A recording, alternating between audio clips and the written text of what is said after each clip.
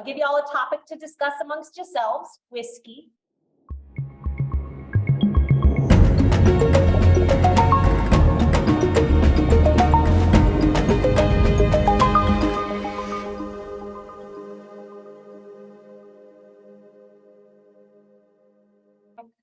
The one that we are going to start with is going to be the gold label one, which is in your kit. So it is the 4-grain straight bourbon.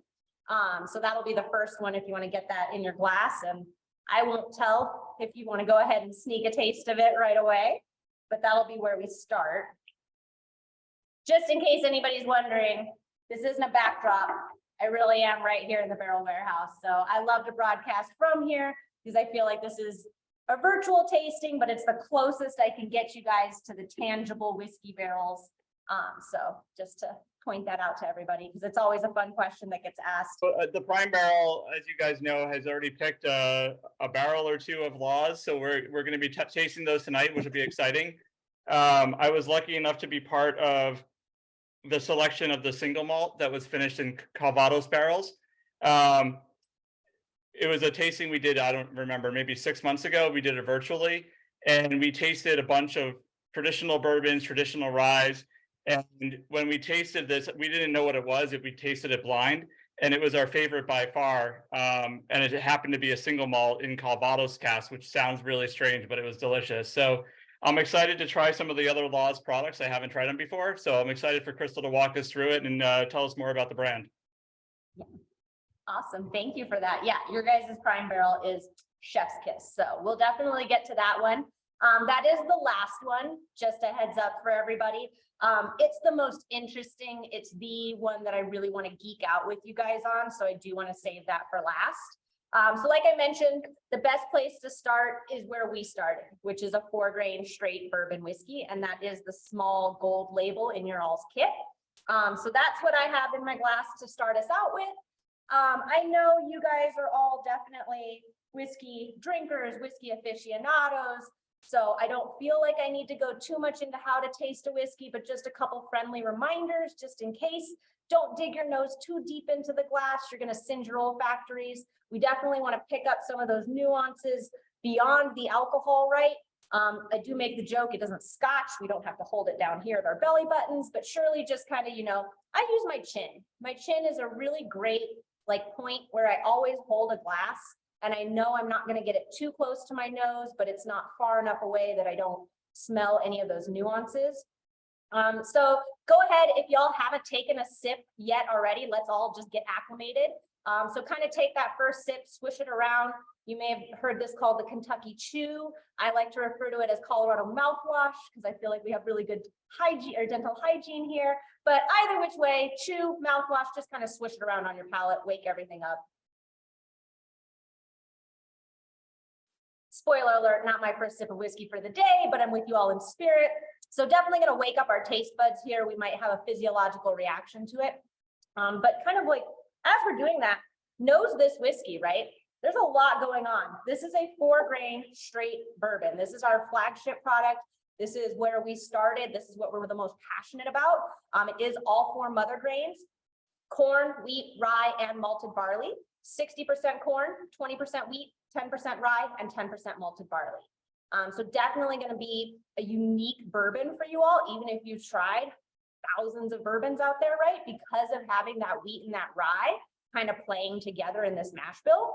So going back between nosing it and giving it a taste, obviously feel free to unmute yourselves. We're all on one page here, so I feel like it's not super crazy. I've done these where I've had 5 pages of people on the Zoom calls. But unmute yourself, shout out any tasting notes or, raise your hand or anything like that if you want to participate. I can dial it in and I can actually pinpoint some of your tasting notes, whether it's going to be a molecular compound coming from the barrel itself or a molecular compound found in our heirloom varietal grains grown here in Colorado. That's a treat for you all. I drink so that I can tell you what those tasting notes are. But yeah, you should get a lot going on in this glass, right? And then when we kind of move over to the ryes, those will be one-dimensional because it's a singular grain. So it truly is just rye grain when we move over to those. But while we're hanging out with the bourbons, which we are going to try a couple of these at different proof points and age statements today, Anybody want to share any tasting notes that you're getting? I get marshmallows. Ooh, yeah, absolutely. I was Now, is it actually, roasted marshmallow, or is it like fresh out of the bag marshmallow? What do no, we- it's a toasted marshmallow. I was actually in Colorado a few months ago with Prime Barrel, so we were there. Oh, Hold so on. you know, this is my street 2 cred. months. You've been here. Yeah, I have a picture of us all standing behind that one there. So yeah, it reminds me of this one because it's like a musty marshmallow, but it's just good. Yes. Caramelized, burnt. I like it. Love that. Love that. And see what he kind of did. He offered me up a tasting note. And what's really great is you can start out really high up, you know, with something that's really easy to gravitate to. And then basically we can like funnel it down, right? Like he gave me a tasting note, marshmallow. And then I kind of like asked a little bit further, ooh, what kind of marshmallow, right? Like when we get to, you know, the tasting notes for, oh, I'm getting fruit notes. It's like, okay, well, what kind of fruit notes, right? So definitely kind of fun to deep dive, but always start with something super easy to gravitate to, and then we can kind of like funnel it down. We got some grape nuts and raisins. I love that tasting note. See, I'm getting fig cookie, Ooh, yes. like a Absolutely. fig cookie. Absolutely. Cool, and it looks like Michael joined. We are on the 4-grain bourbon, the flagship right now. Any other tasting notes anybody want to share? Have you taken a couple sips of this? Definitely. A lot of fig cookie. cereal notes.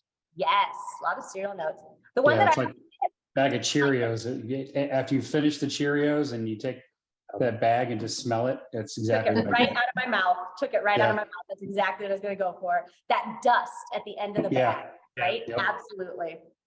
You guys are spot on. This is fun tasting with you all. Almost getting like a dried hay, like a sweet grass, like a dried sweet grass.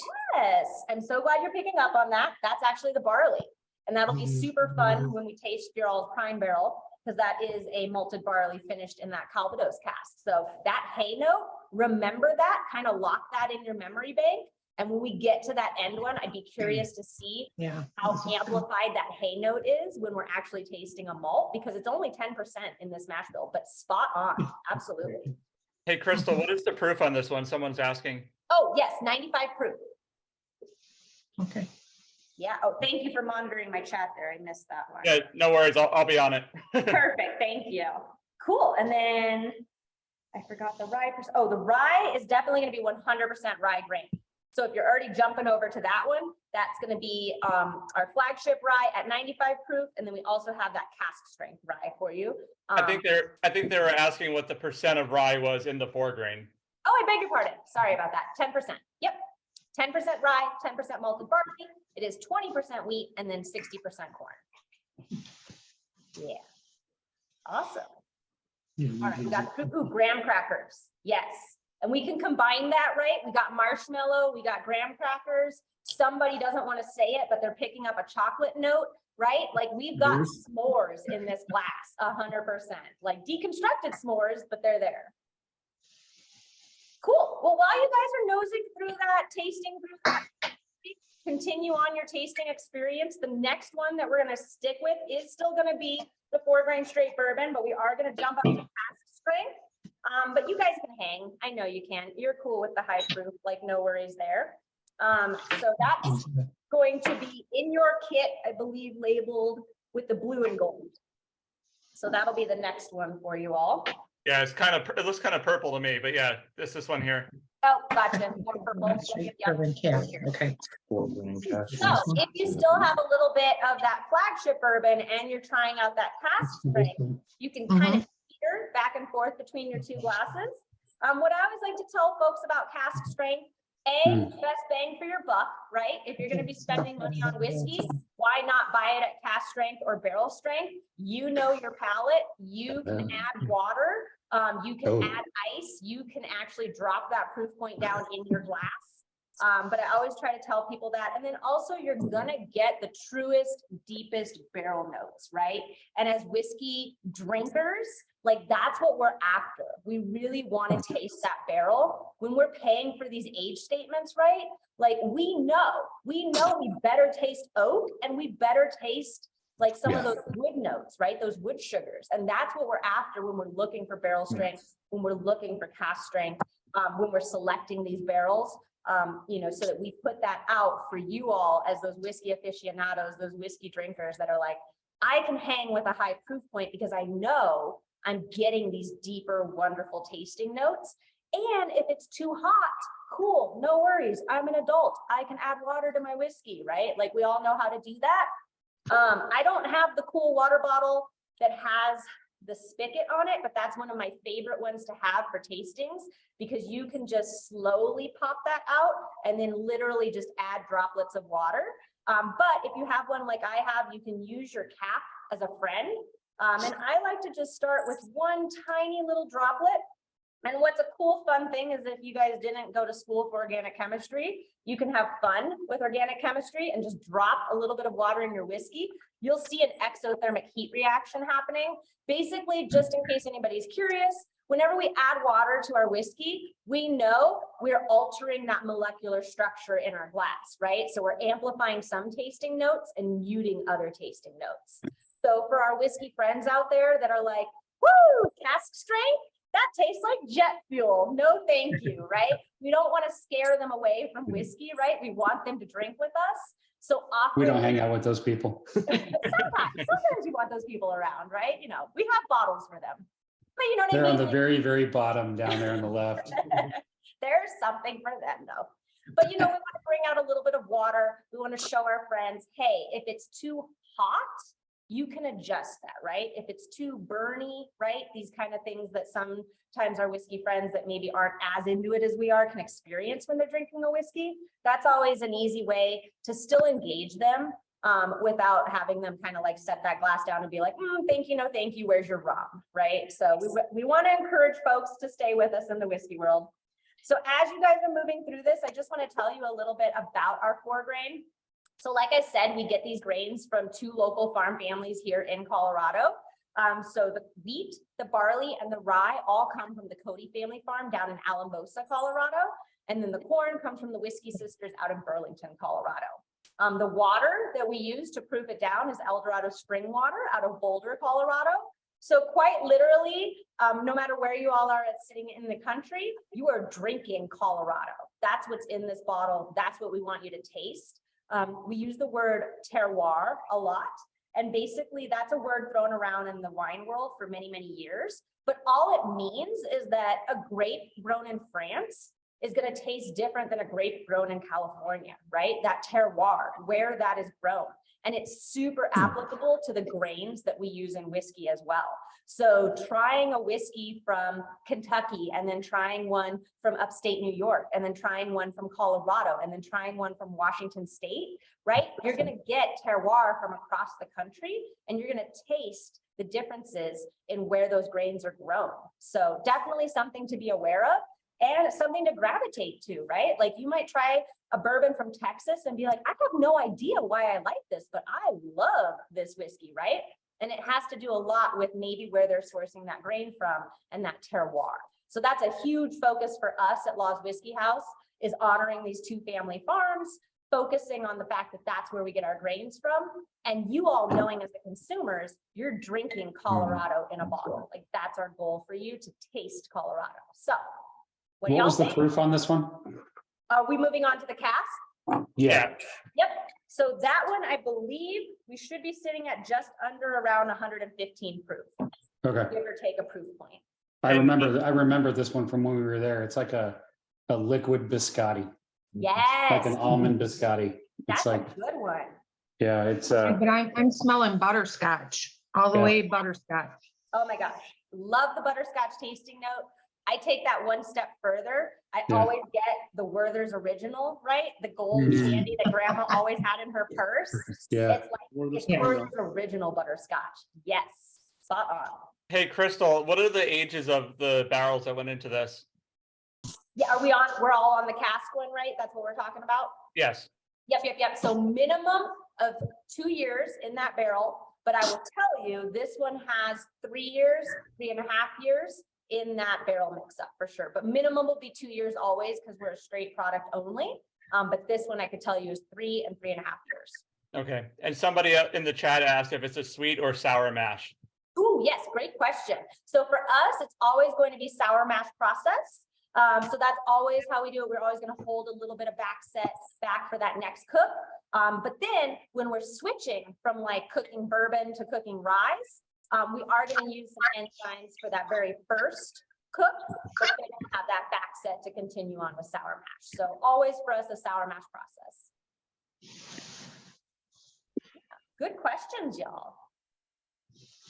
What size barrels do you guys use? All 50, 50 gallons, 30, full 50 size. gallon? Yep, so that's kind of us paying respects to Kentucky. You know, we're not trying to reinvent the wheel here in Colorado, but we certainly are trying to pay respect to how everything was done in Kentucky. So we always use full-size 53-gallon barrels. They're always American white oak. Typically, it's char number 3. That's pretty industry standard. Certainly, we do experiment with char levels every now and again, but those fun experiments take 3 to 5 years before we figure out what actually happened in that barrel. So yeah, definitely doing everything in the same way that they do it down in Kentucky, but doing it here at high altitude. As we go through all of these samples, keep in your mind like which ones were your favorites at the end of this. After we go through all 6 samples, I'll send out a survey in the chat, and Michael's gonna take all of the results from the survey tonight and from the previous version of this a few days ago, and he's gonna put all the results into the Discord so we can all see what everybody's favorite were. So keep notes and keep track of which ones are your favorites as we go through. Oh, how fun. I love that. I usually ask just, you know, at the end of these, I'm like, Yeah. hey, have a favorite. So that's even better. I love that. Ooh, and bread pudding. Yeah. But can I ask, is it banana bread pudding? Are we getting a little hint of banana there? That might have been power of suggestion. Now everybody's gonna smell banana, but I definitely can say that I've pulled out banana bread pudding on this one for sure before. Smell a lot fun. of vanilla bean in it too, like vanilla pudding maybe. Yes. And some plums, Absolutely. some apricot too. Yes, that's always a good one. And I always like to say it's more like a stewed apricot, right? Kind of like you, like a marmalade, like you get on a cheese board. Like it's kind of like that kind of savory apricot note for sure. My buddy's trying to be fancy. He's saying overripe plantains. I love that. I love that. When we talk about apple, that's always another tasting note, which again, you guys are now going to taste apple, right? But then we get to that and then we talk about it, we're like, ooh, is this like fresh cut apple? Or is this like you left the apple out on the counter for a little bit and it got browned a little bit?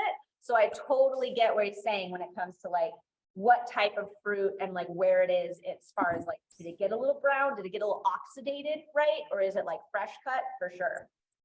And then just in case, I know we have tart green apple bourbons for you all, right? So just to be clear on which one we were just tasting. And then the next one that we'll move to is your all specific cask strength barrel pick. So I know you guys can hang at high proof because one of your barrel picks is at cask strength.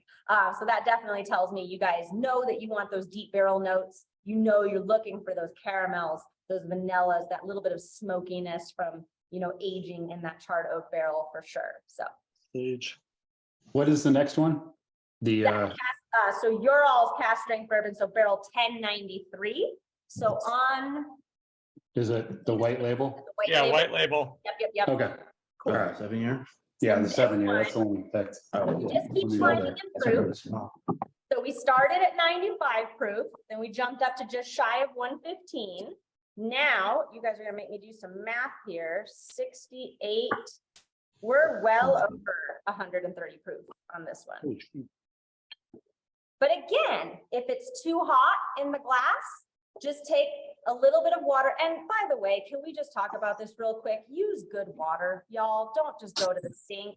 And remember this when you're making your ice cubes, if you don't have a freezer that's going to do it for you, right? Use good purified water, distilled water, you know what I mean? Make sure if you're adding this to your whiskey, you want it to be good water, right? Because again, you never know where you're located at, if your tap water is good or not. So always make sure you're using good water for sure. But it's always fun, especially at cask strength, add a little bit of water, watch your glass. Like I said, you actually see that exothermic heat reaction. You see those oils kind of separating and pushing the grain oil to the surface. It's really kind of fun. And that's always a fun thing to do with your friends when they're over for whiskey too. You can kind of show them that. Do you guys see it? It happens pretty quick in your glass, but you can see it kind of, and you've got a couple more options here to do it. I will say the rye is a bit oilier, so that reaction, you can kind of see it. It's a little bit slower in the glass than it is with the bourbon, but it's kind of fun. You just kind of see the separation, the aeration in your glass as it's happening.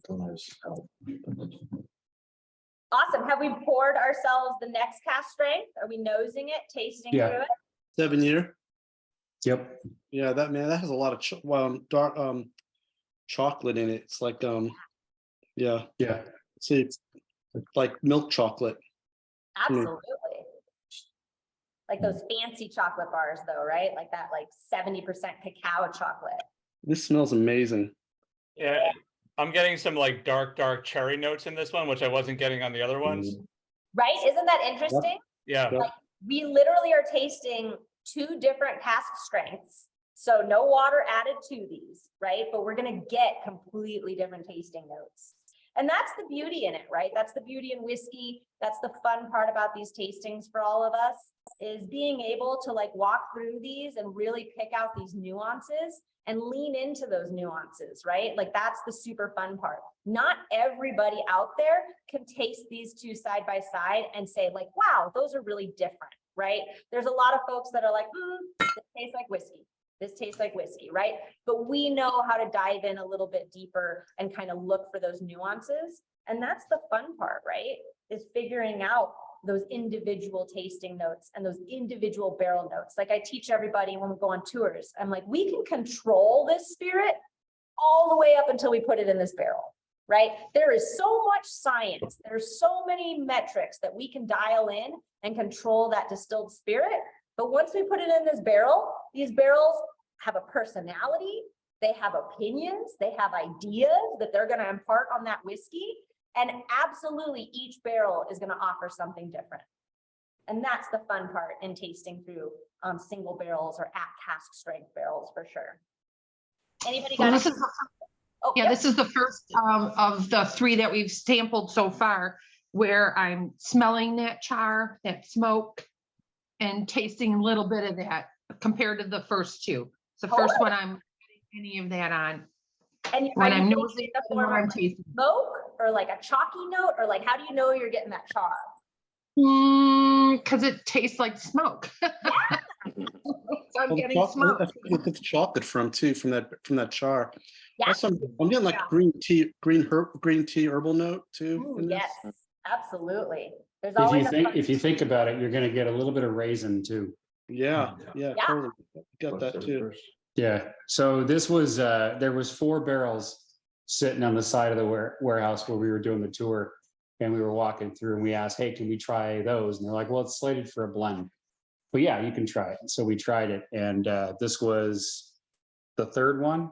And everybody unanimously agreed, like, holy crap, this one's amazing. Like the depth on it was just night and day difference between the other 3. And That's dates, awesome. dates also, raisins and dates. Dates, Yeah. yes. Yeah. Raisins. Dates and fig, like a fig Newton, like a fig Newton Yes. cookie. Yeah, yep, Yeah. And it does, My, I've not added water, but it does open up with water because we each tried it there. right.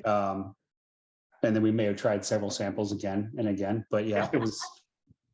As it's you good. should when you're in our house. You Yep. should be trying all kinds of whiskey, absolutely.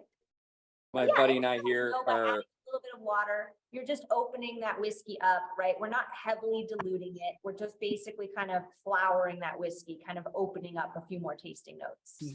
How about my orange buddy peel? and I here are getting a lot of cherry cola notes here, almost likening to like a Stag Junior. Yes. Ooh, I love that. Does Yeah, anybody kind of like leaning on that cherry note, right? I always sometimes get like a bit of sassafras, like old school root Creamy. beer. Yeah, Yeah. I'm getting that cherry cordial, like the Christmas cherries. Ooh, yeah. Absolutely. it's been a long time since I've had one, but cherry Dr. Pepper. yeah. Oh my Yeah. gosh. Yes. Like- Yes. Yeah. Yes, yes. Like you just, like you let it sit out for a while. You had no ice in it and it kind of just, it warmed up a little bit. It's not quite as fizzy. And then you got that syrup note to it, right? Oh, totally. And like Yeah. Dr. Pepper has that kind of like that date and fig Mhm. backbone in its, I Yeah. almost called it mashbill, Luxardo- in Luxardo its cherries. soda recipe, right? But yeah. Yeah. Totally. Luxardo cherry, also a little bit orange peel, orange something. Yes, there's a beautiful citrus note there. Yep. And we could take that one step further because we got that chocolate note on this one, right? And we're getting a bit of that citrus. You guys remember at Christmas time, those like chocolate covered oranges that you crack open with the little mallet? Like, is anybody getting that? Kind of like that combo? At the finish. Yeah, Yeah, Towards the finish, for sure. totally. Did you mention the proof point on this? I'm sorry. I think I did. I was 68%. trying to do math. We're at 68.4. So we're over 130, 35, I believe, 135, 136. Does not drink that hot at all. That's pretty. It doesn't, right? No. Yeah. Hey, Crystal, Michael similar- asked me, Michael told me to ask you about what a farmer's barrel is for you guys and what that designation means. And apparently this was a farmer's barrel and he wanted to know more about that. Oh, totally. Okay, so out of those that were staged, I guess then, so what we do is those farmers that I mentioned that we get our local grains from, the Cody family and the Whiskey Sisters, we have something internally that we call a farmer select. And so just like with you guys, right? You all came down here and you handpicked a barrel and you selected that and that's your barrel. So same thing, we do that with our farmers. And it's a tasting room release. But because we're so proud of our relationship with them, we invite them down the exact same way we invited you guys. There's no difference. They come down. We've of course selected a couple different barrels and they're all varying as far as like proof points and tasting notes. And then we let the farmers pick. And what's super crazy is like, they are so dialed in. Like I told you guys, I do a lot of drinking, so I can tell you these tasting notes. They can taste the season. I'm not even kidding. Like they'll taste through these barrels and they'll be like, oh my gosh. And they'll look at each other and be like, you remember that really wet season last year? This is from that. This is from our wet fall, or this is from our like wet spring. And that's the craziest thing that I've ever experienced with them as a tasting, is as they're tasting through it. And they've developed their palates over the years, right? When they first came down and did these barrel picks with us, we actually named one and it was called Mama's Sugar Barrel. And that was because Mama Cody picked that barrel and it was so sweet. It was the sweetest barrel out there, right? And we would have happily just married that in or blended that in with anything else. But she was like, nope, that's it. That's the barrel. And so over the years, their palates now have developed through these tastings with us.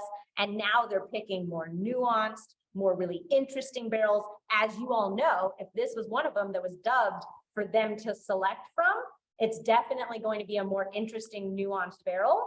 And then it's just really cool to taste along with them and hear their tasting notes, because obviously they hone in more on the grains and they know what their grains taste like. So even like tasting through something like this, they'll pick it out and they'll not only be like, oh, this was from that really wet season. They'll be like, remember when we like, didn't get enough rye? Remember when it was just like a really short harvest? He's like, this tastes like a short harvest. And it's so funny how their tasting notes just relate to their experiences on the farm. But yeah, that's always a staff favorite, one of our most fun things to do with the farmers. And then we take them out to lunch and, you know, show them a good time, just like we do with you all. Anybody comes down to do a barrel pick with us. So yeah, so that's even cool. I didn't know that this was part of the selection that we had set aside for the farmers to pick from. So you all have excellent taste. Does the master distiller like set aside certain barrels for the farmers picks? Like how are those barrels selected for them? Yeah, so actually James, our barrel manager or our barrel blender, he actually does that. So as he's going through and picking barrels and notating, you know, which ones are going to be a single barrel release versus which ones are a little bit overly noted, right? Like too much oak, too much chocolate, too much orange. But then when we marry it together, that brings out, you know, this beautiful blend in that finished product. So that's James's job. So he's constantly going through, he has the best job in the company, by the way. He gets to taste all of these barrels regularly, find out where they are in the aging process, designate them for those. And so during that, right, he'll designate things for single barrel releases. So the same way when you all came down and picked out your barrel, we probably had some designated barrels set aside.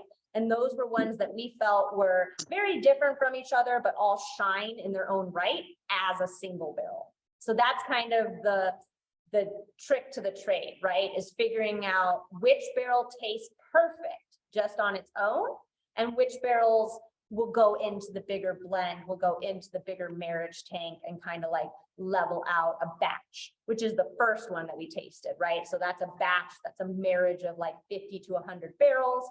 But then as we're getting into like your single barrel cask strength, right? That's where we're going to get into that one barrel. Yeah. So when's this going to be released? The prime barrel release for this single barrel? Does anybody know?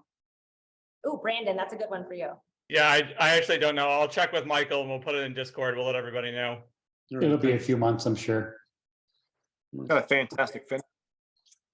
Yeah, Awesome. chocolate So at this finish all the point, way. Can I Oh, just yeah. double check? Because everybody kind of worked through your bourbons. And if you're already on to the rise, no worries. I just want to make sure I'm kind of moving along at the same pace that you all are. When you add a couple of drops to the 7-year pick, it reminds me of that candy that came in the yellow box. It was like sugar bears. Ooh. Sugar daddy. Yeah, sugar daddies. Like Yeah. it just kind of opened up, not quite root beer, but that sugary component to it. Totally. brown That's sugar, that yeah. sassafras note that I always get too. Yeah. It's so fun for me to see what just a little bit of water does. And that's why I always take like 2 or 3 sips without adding water. I have my solid baseline. I know what it is I'm tasting. Then you can start to manipulate it, right? And that's when you add your little droplet of water and kind of see what's going on. Yeah, I agree. When you add water to this one, it gets so much sweeter. It's Mhm. crazy. Yeah. Candy.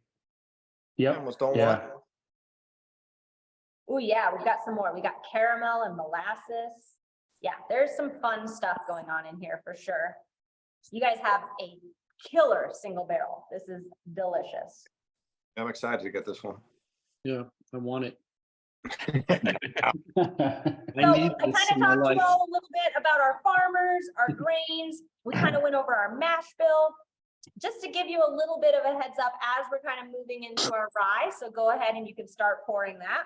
So the first rye that we're going to move into is going to be the light green label, I believe in your kit, the San Luis Valley rye, which is where we get that rye grain from.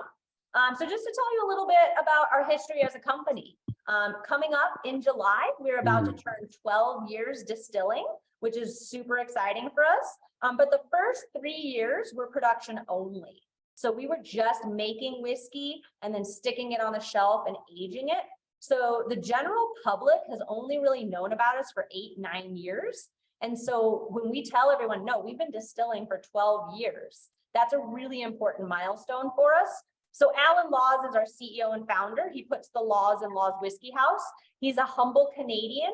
And he actually worked on Wall Street as his first career. So that's where we got the capital to start up a distillery.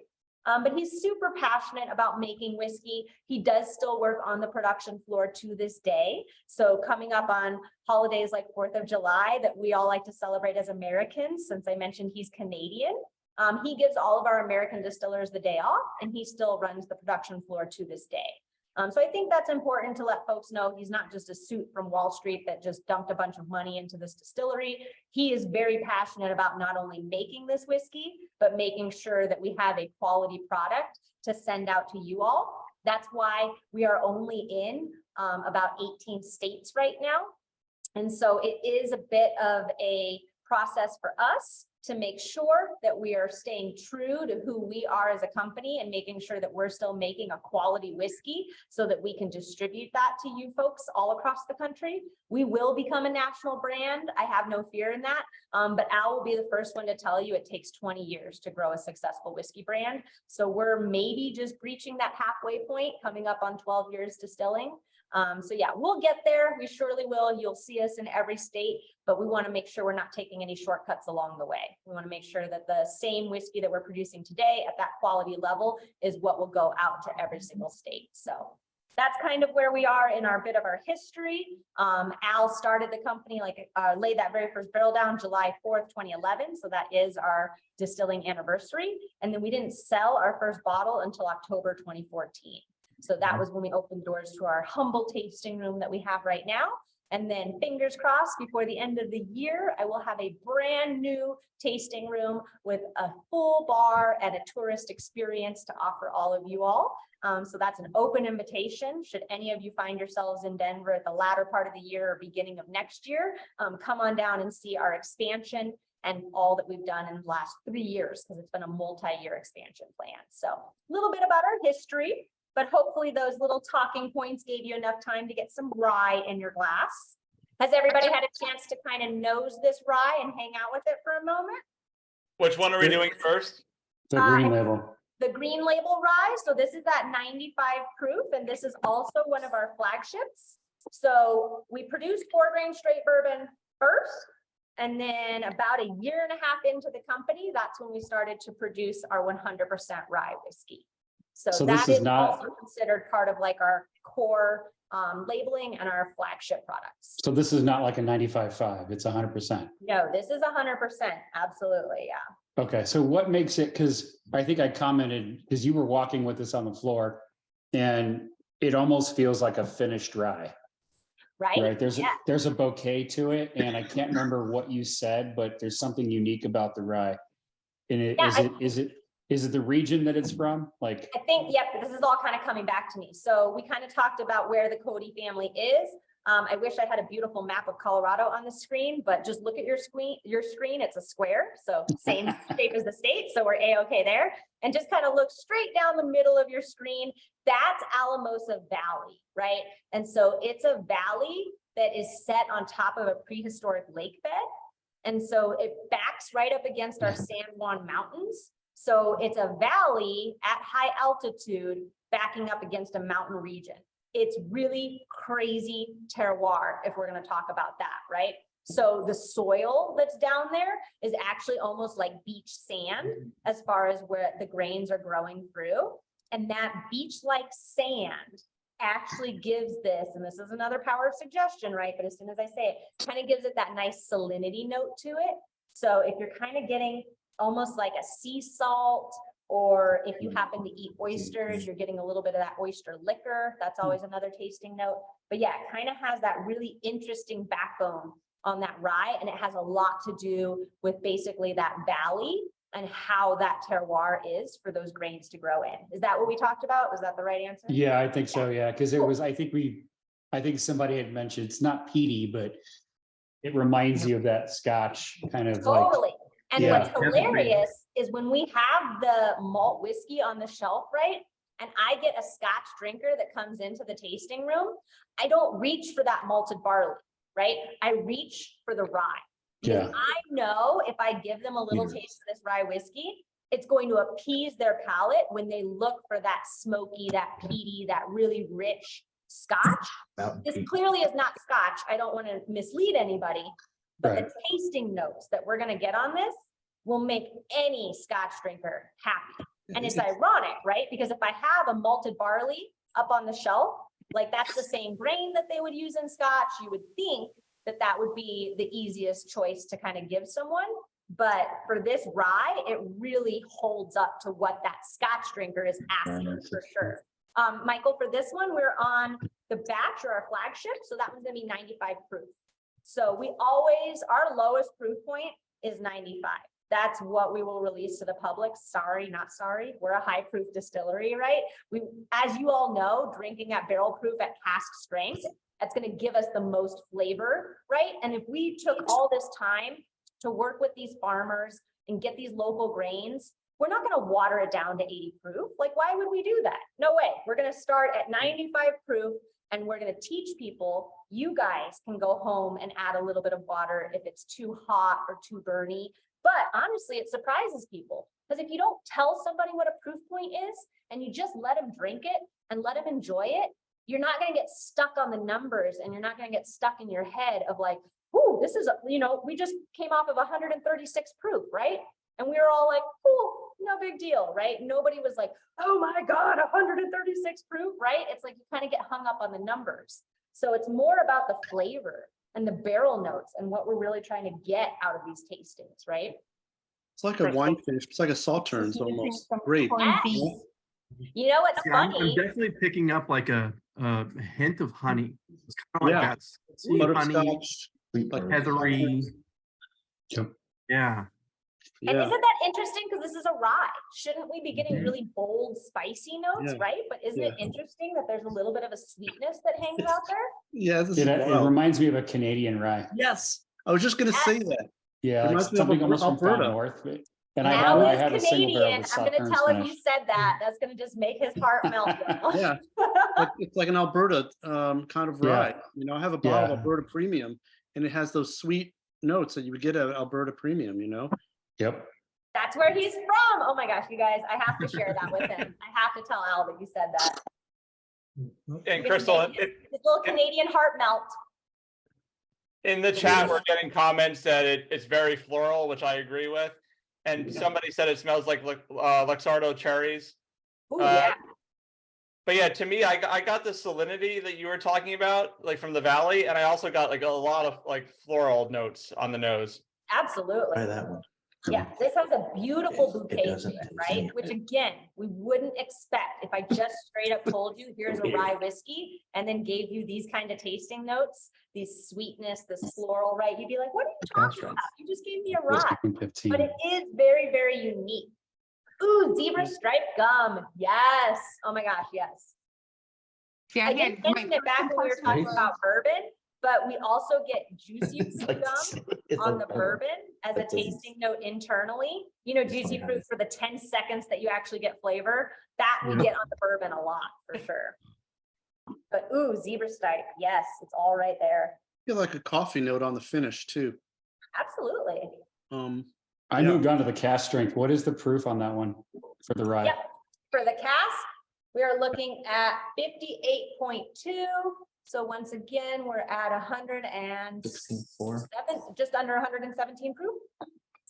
58.2 times 2. Did I do that right? I'm trying to do math on the fly. Don't judge me. That's what you got there, 116.4. I'm horrible at math, so I use my Okay. watch. I'm better at drinking than I am at math. I don't know why they make us do math with proof points, y'all. I don't know. I have no idea why they make us think so much when we're drinking, but. Ooh, red licorice. Yes. Okay, here's a fun one for you. Have you ever taken your red licorice and then like bit the ends off of it, but used it as the straw in your soda, which is typically going to be a cherry cola, right? I'm kind of getting that note on it for sure.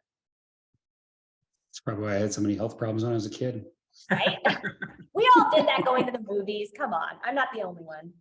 But isn't this fun? Like we're tasting a rye, but this is so unique. And that's what I try to tell people. Rye is like blue cheese.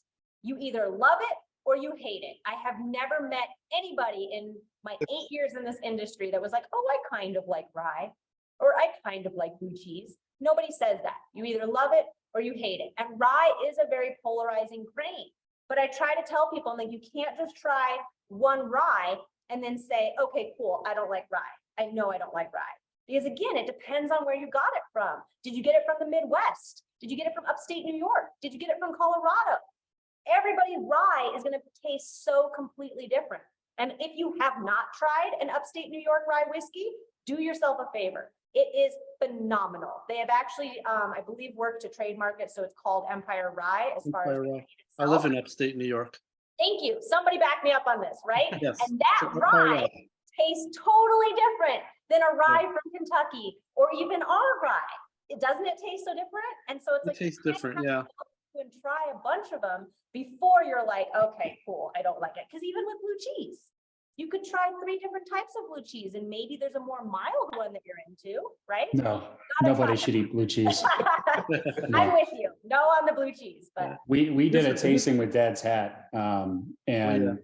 I love Dad's Hat because it's like that quintessential spearmint yes. and that That's a chocolate mint and that. Pennsylvania rye. So I think rye is more expressive of its region than Yes. corn is until you get to Texas. But yeah, Blue corn. yeah, I mean, I think rye. I know a lot of people. They're like, yeah, that one's okay. I like it Right. from our perspective. So because there's a lot of ryes that are muted, you know, there aren't extremely like chewing spearmint gum or Totally. extremely floral, like you just walked into a, Make it like we're. yeah. Yeah. So I like it. And again, this is unique because this is 100% rye. So when we talk about maybe some other distilleries, they might be using some malted barley, they might be adding some malted wheat to it, right? They might be balancing it out with some other grain. This is going to be a little bit more singular for you guys to try, right? But it is 100% rye. The way we achieved that was we did 50% malted rye, 50% raw rye. And so we always have to have a malted grain in distillation, right? That's just part of our process. That's how we're going to get that enzyme conversion so that we get these starches into fermentable sugars for our yeast to consume. So for us, that rye is 100% rye. There's no other grain that you're tasting, which is fun because you can really dive in and dissect what that singular grain tastes like.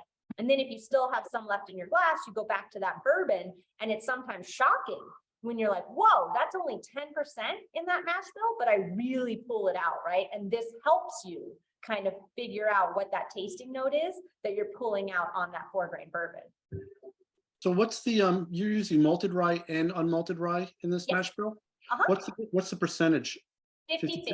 50-50? So what we Okay. found out through experimentation is it takes 50% of that raw grain malted to convert the other half, right? So when we're doing our bourbon, it only takes 10% of malted barley. I always talk about malted barley. It's like the ant in the distilling world. It can almost distill like 10 times its own weight as far as that's concerned. So malted barley can convert a lot of the other grains, the corn, the wheat, and the rye in that mash bill. They'll convert that into those fermentable sugars for us.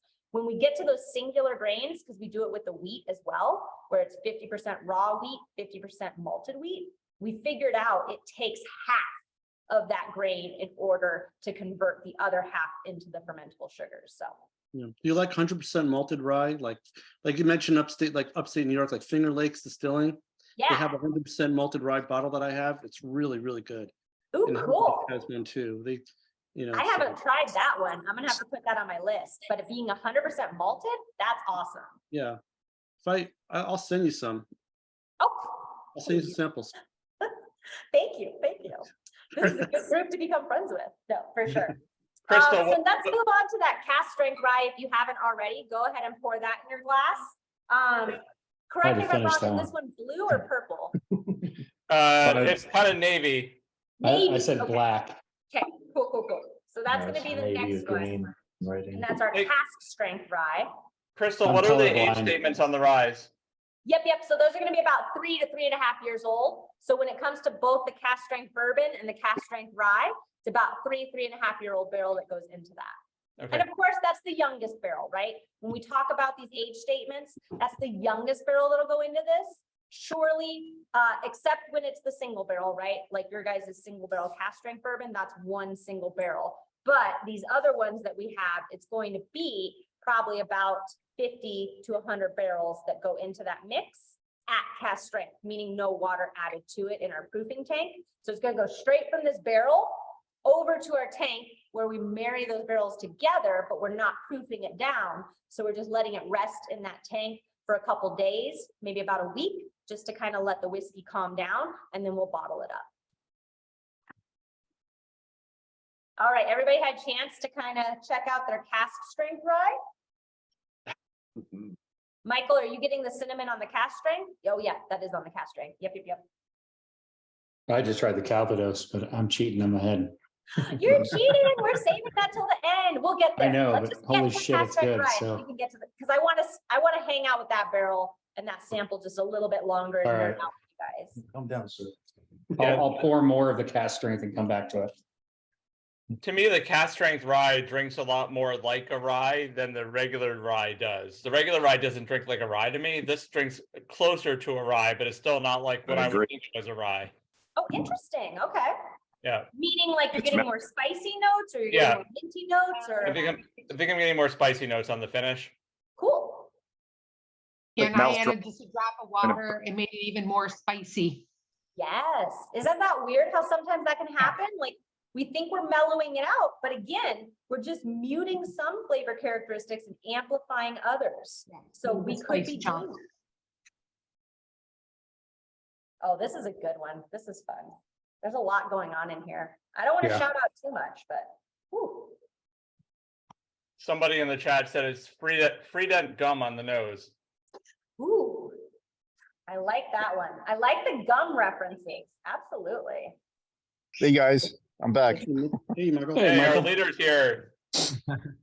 What's up? Definitely minty. I've been reading the chat now. It's like some of these notes, like just amazing.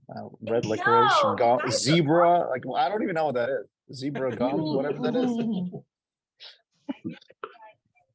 These are I have to fun say, ones though, and like when it's cool when you like see something like that, you're like, ooh, I don't remember what that's like. So for me, an example, and this goes back to the bourbon, but we were doing an internal tasting one time, and I'm with all the distillers, and I'm with Al and everybody hanging out, and they're all like smelling their glass, and they're all looking at each other, and they're like, oh my gosh, pencil shavings, pencil shavings, pencil shavings all day. And I'm sitting there like a fish out of water being like, what the hell does a pencil shaving smell like? And so on my lunch break, there's a little Dollar Tree around the corner. So I went to the Dollar Tree, got a pack of pencils, and I got a pencil sharpener. I came back to my desk and I sharpened that pencil down to a nub. And then I picked up the piece of paper and I was like, I'll be damned. Pencil shavings. And So it was you one of need those to things where it was like, I Take didn't it one have step that. further Oh, yeah. and grind up the Ponderosa Pine #2 pencil. Oh, And shit. then go find like some weird pencil at Staples or Michael's that isn't Ponderosa Pine, but it's a drafting pencil. And be like, this is a pencil made from Hungarian wood Oh in my the God. late 90s. I'm gonna do that. I'm gonna do that in the next Just- tasting room meeting. That is Yeah. awesome. Oh, I love that. But it just kind of goes to show you with any of these tastings, right? #4 Your pencil. olfactories are directly tied to your limbic system, which is your memory bank, right? So when we're going through these and we're accessing these tasting notes, it's basically like we're smelling this glass and we're recalling a memory, right? That's truly what we're doing. So in that instance, that example that I gave you all, I had no memory of pencil shavings, right? Even though I went to middle school, I remember going and sharpening my pencil. I just didn't have that stored in my memory bank. It didn't stick around. But after I did that little exercise at my desk, anytime I smell our bourbon whiskey, that memory has stayed with me. And I pull that out and I can bring that to tastings. So if you're sitting here on this call and we're dropping out all these random tasting notes and you're kind of feeling like, oh my gosh, like how are they getting there, right? Your olfactories are just like any other muscle in your body. You don't skip arm day or leg day at the gym. You don't skip olfactory training day, right? And what does that look like? The next time you're cooking, the next time you're baking, and you're pulling these spices out, smell them, right? Hang out, sit there with cinnamon, sit there with nutmeg, with cloves, and kind of smell those spices. We're getting into summer. When you start cutting this fresh fruit to make your fruit salads, you know, hang out for a minute, smell that fresh cut apple, smell that cantaloupe, retrain your olfactories so that the next time you're presented with a tasting, you know, you have those fresh fruit notes, you have those spice notes. It's all stored in that memory bank and it's so easily accessible through your olfactories. This rye reminds me like when you're done eating a Reuben, and I Ooh, mean yeah. a good Reuben from like a Yes. New York deli or one in Boston, and you're like, you got that last bite. There's no pastrami because I don't like corned beef, but there's no pastrami. There's nothing's left, and that a little bit rye of bread. salad dressing, and just that last crusty bit of the rye Yeah. bread. So their cast strength rye, I think, out of their core expressions that you guys are tasting today, is probably one of my favorites. It really truly is. And honestly, you ask any one of us here at the tasting room, oh, what's your favorite whiskey expression, right? The, you know, PC answer is, I love all my children equally. I don't have a favorite, right? But if you ask any one of us candidly, okay, be real, what's your favorite? We all love our rye. We love it so much. It's so special. It's so unique. It's definitely one of our expressions. I love to change somebody's mind about rye. I love that somebody walks into the tasting room and they're like, I don't like rye. I'm like, give me a minute. We're going to see how you really feel about it. And if they truly don't like rye, I'm not going to push it, right? But there's so many people that swear off rye without truly exploring different ryes. And there's so much going on in this rye in particular that there's so much that's approachable to, you know, you guys are all whiskey aficionados. You know what's up.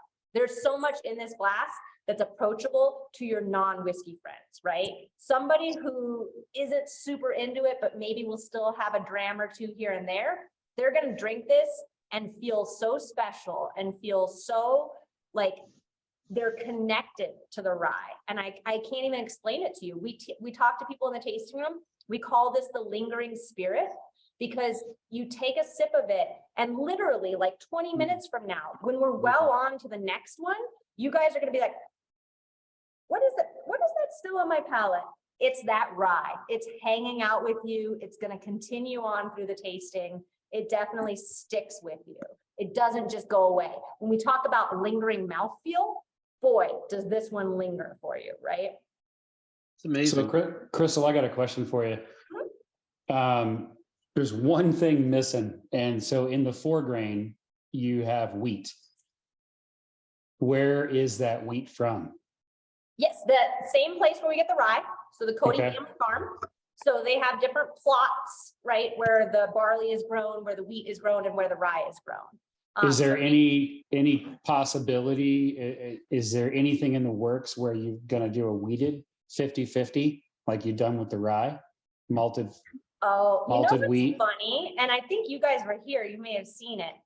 I positioned myself a little bit further down here in the barrel warehouse. I almost want to just like turn the camera a tiny bit because I didn't want the weeded bourbon barrels right behind me for that backdrop because it's not released yet. That's But why I I think that's asked. what you're hinting at. And I swear, if I turn that camera 1, 2, 3, 4 barrel rows over, that's where the weeded bourbon is sitting and aging. So the short answer is yes. Okay. Is it ready yet? No. And the barrels will tell us when it's ready. But we've got a whole row. I've got 8 barrels I'm looking at that are a weeded bourbon. We'll It's a wait. good thing we Weeded, have. no rye. So it's only corn, wheat, and malted barley that we did in that. And those are super fun. It's an experiment, right? Because we've never done just a weeded bourbon. You know, like when you talk about our mash bill on our bourbon being 20% wheat, arguably we could say that's a weeded bourbon, right? Because there's more wheat than there is rye. However, we do have that 10% rye in that mash bill. So it's not a true weeded bourbon.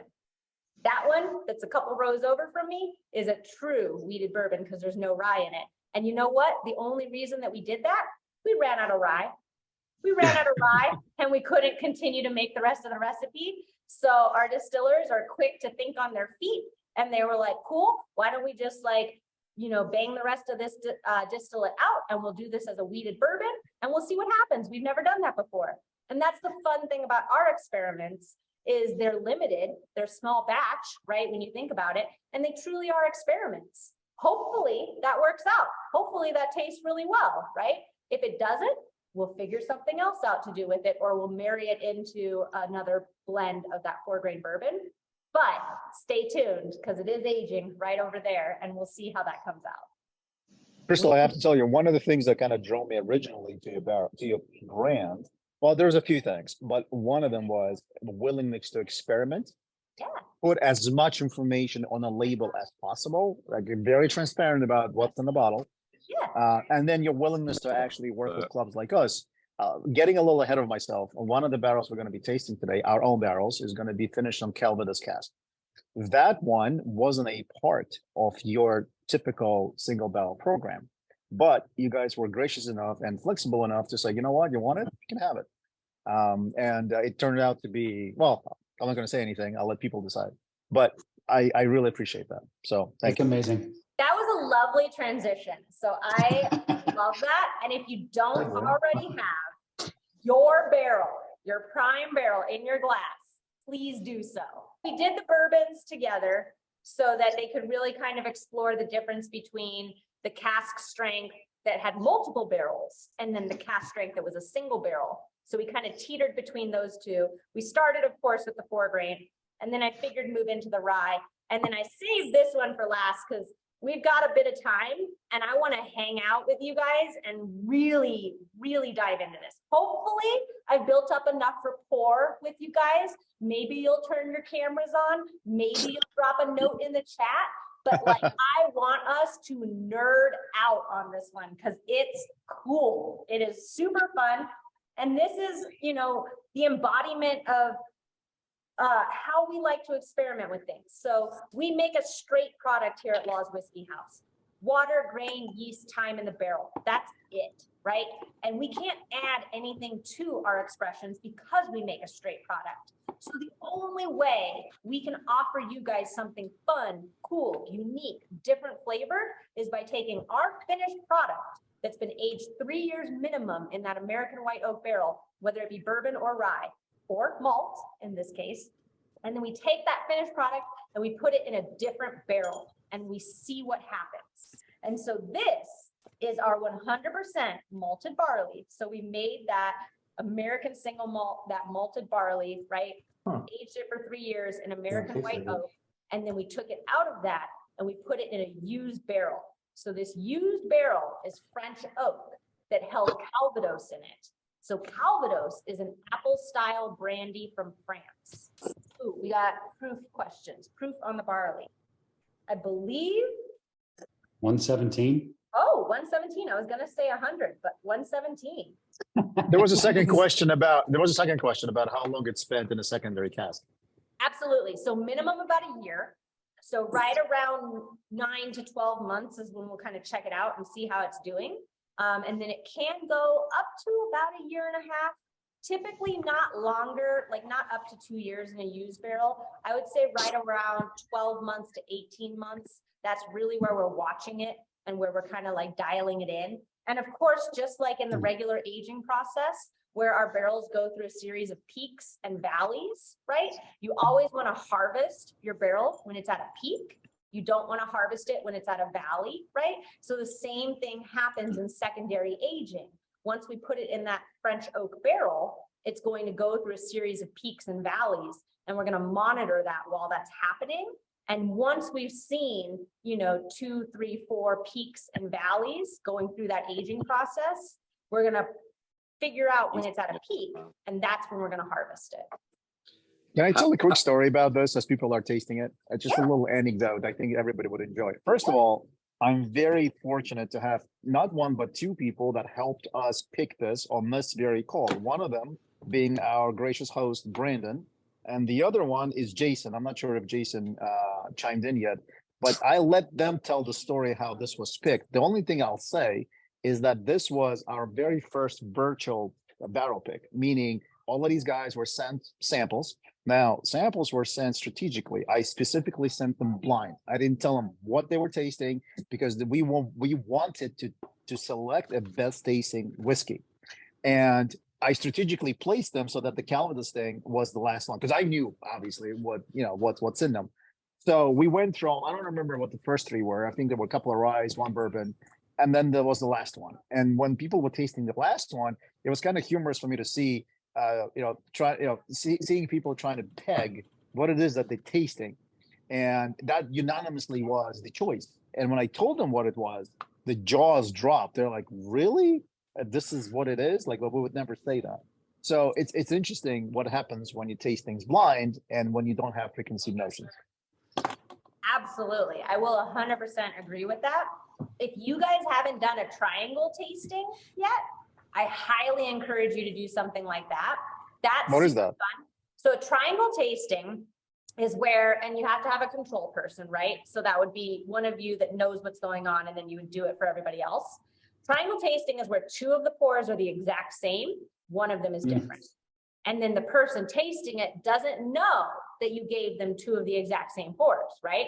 And it's such, especially like when we get to this level, like you guys are all professional tasters again, right? When we get to this level, that's a really fun exercise to truly test yourself, right? I did that by accident once. On accident? Oh, I love that. Yeah, I was a little 3 sheets to the wind, and I did a blind tasting with Nathan, who's right here. And I accidentally screwed up. Oh yeah, I can't sell the camera's not moving. I can't. So I accidentally screwed up, and I gave myself 2 of 1 pour and him of 2 of 1 pour. And I thought I had labeled everything out, and then I got this lazy Susan. I can spin it around and whatnot. But yeah, at the end we looked at it, I'm like, holy shit, I've got 2 of the same and you got 2 of the same. And we ranked them differently. You did? Okay, I was just Yeah, gonna say, and it was they were only 1 or 2 off, but we ranked them differently. And it's perception. Yeah, it's funny. Absolutely. Perception is a huge component, right? If I haven't mentioned it enough on this call, right? The fact that I drop a little like tasting note here and there, power of perception, power of, interpretation, right? But when you do a triangle tasting, it's super fun because it really forces your brain to kind of split in two as it does, right? But you're really trying to taste and you're looking for differences. But then when your palate is confirming similarities, like your brain is trying to tell you, no, look for differences, but your palate is like, but this tastes the same. And so that's always a fun thing to do. So highly encourage you guys at the level that you're at, that would be a super fun, tasting thing to do for you guys. And again, it just really trains your palate. It trains your palate to argue with your brain, right? And your palate is constantly talking with your nose, your olfactories.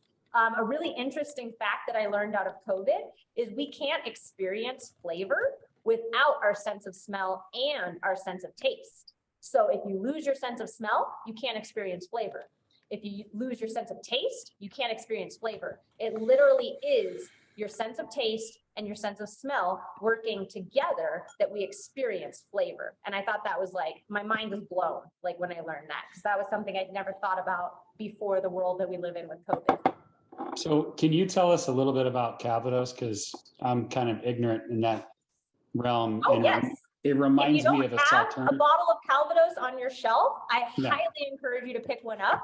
It is a fantastic sipping brandy.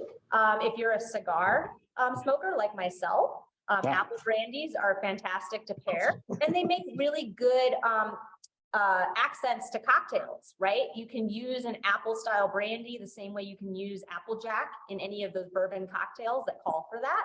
So it's just another fun bottle to have in your arsenal. But Calvados is apple style brandy from France. So being apple based, as we're going through this and nosing this, like you guys absolutely should get a bit of that apple juice that's for sure coming through on your nose or on your palate. What was that? Red apple skin. Yes. Yeah. Oh my gosh. Apples and pears is the staple of anything that's finished in Calvados and Calvados itself. Yes, absolutely. And so definitely having that apple finish on this, but then starting with that malted barley. Remember when we first started out, somebody dropped that hay note as a tasting note, right? So if I were to give you a description of what I think your bottle tastes like, this is October on a hayride at an apple orchard. That is what I'm tasting in your bottle. That's the experience that I get. I'm literally on that hayride and I'm allergic to hay, so I'm slightly itching myself while I'm doing it. And then I'm getting that apple note because we're cruising through an apple orchard. And that's 100% what I get on this finish for sure. And then, ooh, what kind of cigar? I would go medium to light body. I would not go full bodied with this. I think a nice medium bodied cigar, nice Davidoff, if you got the money to spend on it, right? But definitely a medium bodied cigar, I think would pair fantastic with this. Yeah. I it's think a pretty Connecticut delicate. wrapper would pair well. Yeah, it's Ooh, really yeah. delicate flavor off of that. H3Ks, Yeah. the medium. A good charter oak. Yeah. Or a Fonseca. Absolutely. This So what is do a we? super fun whiskey. This is Yeah, so I was fun. just gonna say, what do we think about this one? I'm super curious to hear like some feedback on So this are one. you going to bundle this, like both of them? No? Mm-mm. Because I No, want to buy because this one, Okay. I'll tell you why. This one has been sitting in glass in our shop for about 6 months at least. The reason for that is because it comes in a very unique bottle bearing our NFT art logo. So we waited until the the club launched until releasing it. The other one, the Farmers, the 70-year-old barrel, isn't even available yet. It's not even bottled yet. Maybe it's bottled, but it's not ready. So it's going to be ready sometime this fall. So we're going to launch this guy. Yes, perfect. We're going to launch this guy next month. And then the other one will be launched later this year, or maybe even early next year. Okay. Yeah, and I was just going to comment. I think it's really interesting that you get so many apple notes on this from the Calvados. And it's interesting, if you look at the back of the label for our bottle, it was only secondary finished for a short amount of time in a 400-liter Calvados cask, and I didn't know what 400 liters was. I looked it up. It's about 100 gallons. So it's a large barrel, but it had a big impact on the whiskey, obviously. But I love that Laws puts all the details on the back of the label, so you can see all of the details of what you're drinking and find out everything about it. We do it for you whiskey nerds. It's for you guys. It literally is. Like, that's why we do it. It's because you guys care about this. It's because you guys will read this label. It's because you guys are going to hang out here and you're going to be like, oh my God, this is so cool. Oh my God, I totally get this. Oh my God, it spent this long in this cask, right? Like, we do it for you guys. Like, we're a bunch of whiskey nerds ourselves. And whenever we meet other whiskey nerds, it's like, that's who we identify with. Like, someone who is going to sit with us on our porch, is not going to go anywhere fast, is going to hang out with us. They're going to listen to whatever story it took us to get that bottle, right? This is for you guys. This is the bottle that you don't drink every night. This is the bottle when your buddy I comes mean, come over on. and they're good, and you want to engage them and you want to share something with them. Like, this is the bottle you bring out. And this is the story that you share. And we know we could sit here and tell you all these brand facts till we're blue in the face. We're all drinkers, right? By the time you get to it, you might forget some of these things. So if we put it right there on the label, and the next time you bring that bottle out, you're like, oh yeah, it was aged in this, and it was finished in this, it was harvested on this, and like, you know what you're talking about because it's all right there on the label. And what do we have to hide? We're making a straight product anyways. There's nothing to hide from you guys. There's no reason why we shouldn't tell you all this stuff, but the reason we tell you, especially on these experiential ones, it's for you guys. It's for the ones who really care. It's for the ones who are excited to know those facts, right? There are plenty of other people that will buy any one of these bottles, right? And they'll be absolutely happy with what they have, and they don't need the story beyond it to share. But when we get into these experiential bottles, that's why we call them experiential. They're meant to be experienced. They're meant to be shared. They're meant to be a conversation piece. And you have all your talking points on the back of that label for sure. So yeah. I would also say this, and I'm very biased in saying this, obviously, but I like obviously all of our picks. This one has a special place in my heart for several reasons. One is because how unique the whiskey is, unique in a good way, right? I think on this last Colorado trip, one of the guys told me, he's like, the reason I enjoy Prime Barrel so much because we do have very unique tasting whiskeys that might not be for everyone. But if you're truly a whiskey geek, this is the bottle you bring out to impress your bourbon friends, to impress your whiskey friends, to give them a taste of something they might not normally get.